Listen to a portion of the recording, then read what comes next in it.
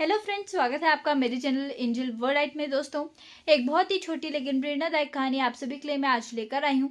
इस वीडियो को पूरा अंत तक देखिएगा, क्योंकि इस वीडियो के अंत में मैं आपको 3 सीख बताने वाली हूँ जो आपको इस कहानी से सीखने को मिलती है। चलिए दोस्तों, शुरू कर लेते हैं अब इस कहानी को। लेकिन उससे पहले अगर आपने चैनल को सब्सक्राइब नहीं किया है तो फटाफट से कर लीजिए, क्योंकि ऐसे ही अच्छी मोटिवेशनल स्टोरीज और वीडियोस मैं आप सभी के लिए लेकर आती रहती हूँ। तो चलिए दोस्तों, शुरू कर लेते हैं अब इस वीडियो को। एक बार की बात है, एक दिन एक नौजवान चीता शिकार के लिए निकलता है। वह पहली बार शिकार करने के लिए निकला था, तो जब वह जा रहा था वो उसे बीच में रास्ते में मिलता है एक लकड़बग्गा। लकड़बग्गा उस चीते से पूछता है, अरे छोटू, कहाँ जा रहे हो तुम? तो वह चीता बोलता है कि मैं आज शिकार करने के लिए निकला हूँ।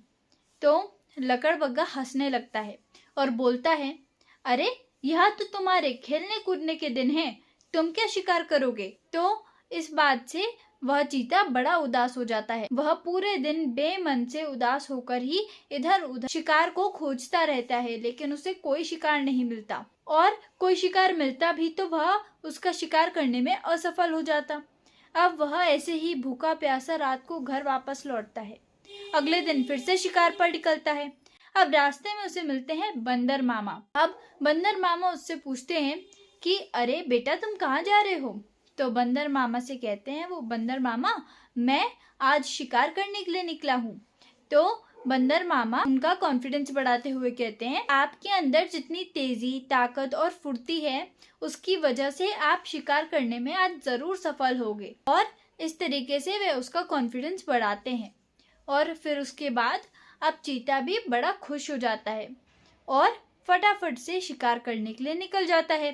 उसे कुछ ही देर में एक छोटा हिरन मिलता है, जिसका शिकार करने में वे कामयाब हो जाता है। अब दोस्तों, चीते की बात की जाए तो चीता दोनों दिन पर तो सेम ही था।